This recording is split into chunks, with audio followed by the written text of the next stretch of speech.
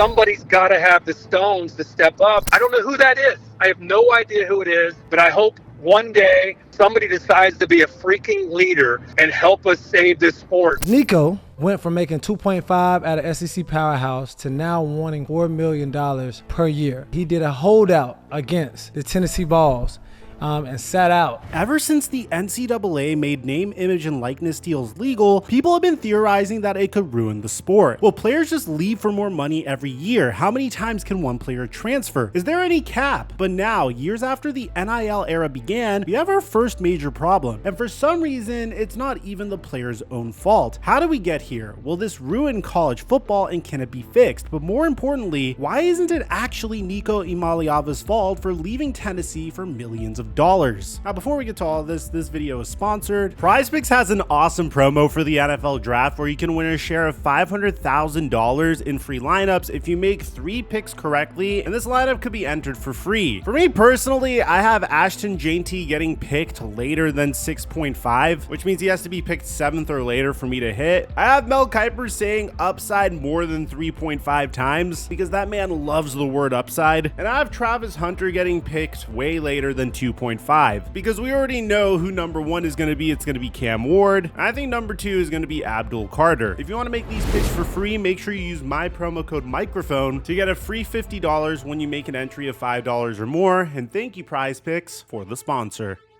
Mic check 1 2 1 2. What's going on, everybody? There's a chance that NIL is actively ruining college sports, specifically college football. College football is so similar to the NFL. Recently, teams are hiring general managers, begging boosters for more money to sign recruits, and they even allow pre-transfer portal negotiations. But how did college sports get to this point? Well, back in July of 2021, the NCAA made NIL legal, thus beginning the age of name, image, and likeness deals. Basically, what this means is players were now allowed to make money based off of their own name, their image, and of course, their likeness. Take Johnny Manziel, for example. I got a head on my shoulders, man. I'm smart enough to know what's going around me. I'm seeing the money fly around me. Right. Not like I'm not walking through that same bookstore watching those number 2 jerseys fly off the shelf. Break me off. Where am I cut? Basically, in the past, athletes weren't allowed to make money, like at all. Look at D. Stroing, for example. He was a kicker for UCF, but was forced to leave the program after the NCAA found out that he was making money off of his YouTube channel. The beloved NCAA college football game that was brought back last summer was on an 11-year hiatus because of this same reason. Players in the game were not being compensated, and a legal battle over NIL was fought all the way back then. Basically, prior to July of 2021, college football athletes legally were not allowed to make money from playing their sport. But of course, that all changed in the blink of an eye. Mark the date, July the 1st of 2021, the day that NIL legislation became official, when student athletes could make money on their name, image, and likeness. Even 4 years ago, people were predicting college football would have a free agency similar to the NFL, and to be honest,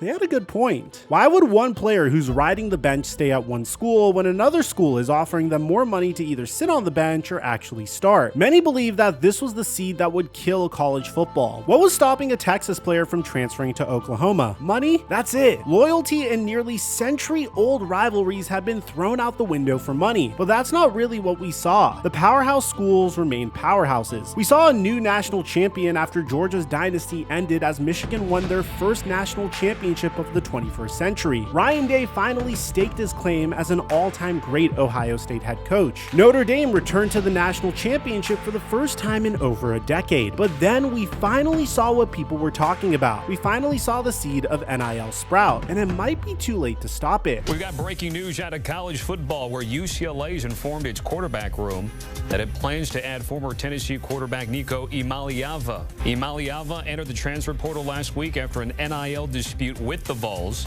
California native famously signed an $8 million deal with UT back in 23. Nico Imaliava, a former 5-star recruit and former Tennessee starting quarterback, left UT to go to UCLA just because of an NIL dispute. You might be wondering what this dispute was over. Well, after agreeing to an $8 million deal with the Vols a few years ago, a deal that would essentially pay him $2 million per year until his senior season, Nico wanted even more money. That's right, a quarterback who threw for less than 20 touchdowns last season wanted a pay raise. I understand he's a former 5-star recruit and is on NFL scouts' radars. But are you kidding me? Like, I would understand if he was a Heisman Trophy frontrunner or something, but he wasn't. Imaliava reportedly wanted $4 million per year instead of $2 million, which is double what he originally agreed upon with Tennessee. The worst part of all of this is he basically screwed over Tennessee. We're so late in the year for recruiting and transferring, and the Volunteers just lost their starting quarterback and now have to shift gears entirely. From a football perspective, this move makes no sense for Imaliava if he wants to play in the NFL. Don't get me wrong, UCLA is a good program. It's my alma mater, for crying out loud. They play solid competition over in the Big Ten, and they can even knock off a ranked opponent sometimes. When you take a look at it, over the past 30 years, UCLA only had one quarterback drafted in the first round, and that quarterback was this guy. I'm absolutely the best quarterback in the draft. I want to go to the team that wants me the most. I want to win Super Bowls, and I want to have the most. So coming for Tom Brady's record,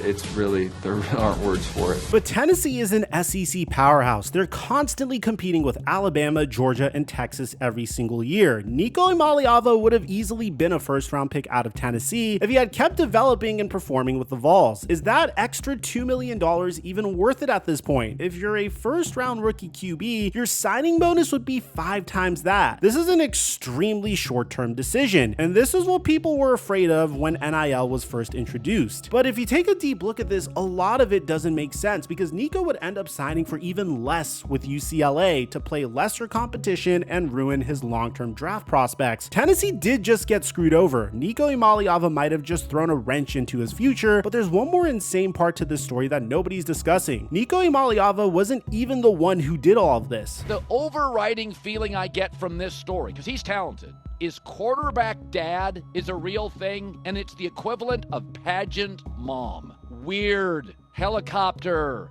getting in the way of talented kids, living through your kids. Bad advice. According to reports, Nico Imaliava wasn't the driving force for his transfer. Apparently, the main driving factor was his father. If you listen to any analyst or coach who's been around Nico Imaliava, he's humble, quiet, and he doesn't really speak much. That's not the type of person who would leave a school after agreeing to an $8 million deal. It feels like he might have just been caught in the middle of an overbearing helicopter father and an NIL system with no restrictions. To add further proof of this, Madden Imaliava, Nico's younger brother, has also entered the transfer portal after committing to Arkansas. What makes this so interesting is that Madden is reportedly transferring to UCLA just to sit behind his brother Nico. If we are to believe everything being reported, I wouldn't be shocked if all of this was coordinated or heavily influenced by their father. And this just goes to show how much college football has changed since 2021. In fact, you could say it's even gotten worse than the NFL. At least in the NFL, when a player signs a contract, all of that money isn't guaranteed. Usually a player needs to meet certain incentives, needs to be healthy and actually play. Plus, if they want out of a contract to go somewhere else, the team they're on can just trade them and get assets back in return for the player. But in college football, none of that can happen. Players are getting paid just for sitting on the bench. If a player wants to leave in the middle of an already agreed upon deal, they can. Nico Imaliava had a deal lined up for his entire college tenure, but he threw all of that away and just left for UCLA. But guess what? This doesn't even need to happen in the offseason. If you recall, during last season, UNLV was off to a hot start, but their starting QB, Matthew Sluka, literally left the team after 3 games due to his NIL agreement not being fulfilled. We made a video on that at the time, and I'll leave a link to that video at the end screen. At least in that situation, it made some sense because Matthew Sluka didn't really have any draft prospects. His NIL payday was his only payday, but the bigger picture here is that kids are literally quitting on the team mid-season because they are not getting paid. Listen, I think all players should get paid. They generate hundreds of millions of dollars every single year for their schools and conferences. They need to get a cut as well. With that being said, you should not be able to leave in the middle of an agreement without any repercussions or restrictions. You should not be able to transfer every single year just because you want to make a few more dollars. If a player with no NIL deal breaks out and becomes a superstar and then wants to capitalize on their stardom, that's one thing. But what Imaliava did was not what NIL was meant to do. So how does the NCAA fix this? Is it even possible? fixable, or is the NCAA so broken that it's impossible to fix? The solution seems simple on paper. College football went from the NCAA and schools having all of the power to players having all of the power. College football needs to balance these two sides so players can be fairly compensated for their name, image, and likeness, and schools won't have their starting QB leave in spring to get more money. The easy way to do this would be for the NCAA or governing body to put in rules and regulations on NIL, even implementing an official contractual system like the NFL where players are obligated to play for the program, and that would be a good start. But here's the issue. Nobody's got the stones to become that guy who's going to be the leader and say, this is what we're doing. Everybody's afraid of litigation. Everybody's afraid of the threat of litigation. Nobody says what they really think. Nobody's willing to be a leader. Nobody's leading this sport. That's where we are right now. College football is like the Wild West right now. There is absolutely no leadership and has been that way for longer than you might think. The NCAA is technically a nonprofit organization that helps regulate student athletics, just not the financial aspect of athletics. So what this means is that there are no universal regulations or rules on NIL. It's actually different state by state, which allows for competitive advantages to certain schools. This is what we need to fix in order to save college football from NIL. The reason the NFL is so organized and uniform is because of how it's run. Roger Goodell is the commissioner, but the NFL also includes a competition committee and a financial board that helps give Roger Goodell input in order to create rules such as the salary cap regulations and basically everything surrounding the league itself. The problem is that there is no such thing like that for the NCAA. They do have a president, but each conference has its own commissioner. Then each school has its own athletic director. Then each football team has its own general manager. Then you have to remember something. There are over 100 football teams in Division I college football. According to Sports Reference, there were actually 134 teams in FBS football last season. So if we do the math, that's over 400 combined athletic directors, GMs, and head coaches involved in these processes. That explains why we are nearly 4 years into the NIL era and there has yet to be any regulations or universal rules. College football is just much more disjointed and slow, but that doesn't mean it's impossible. The NCAA or a similar organization needs to step in and regulate the financial part of the sport. Otherwise, situations like the Nico one will happen way more often. I empathize with college football fans who hate NIL. What makes college football so special is the amateurism part of the sport. The rivalries, the history, the loyalty, playing for a school, a program, and fans instead of playing for money. And I understand that perspective, but at the same time, the sport would be nothing without the athletes that make it what it is. College football brings in millions, if not billions of dollars. The athletes deserve to make a share of that money as well. With that being said, the NCAA needs to find the middle ground between these two. I believe college football can find a middle ground and the right balance between these two opposing sides. It's been hard going through the current iteration of NIL, but I really do believe it's only a matter of time before some governing organization decides to fix the mess that is currently the NIL era of college football. But for now, until that happens, we'll have to deal with situations like the Nico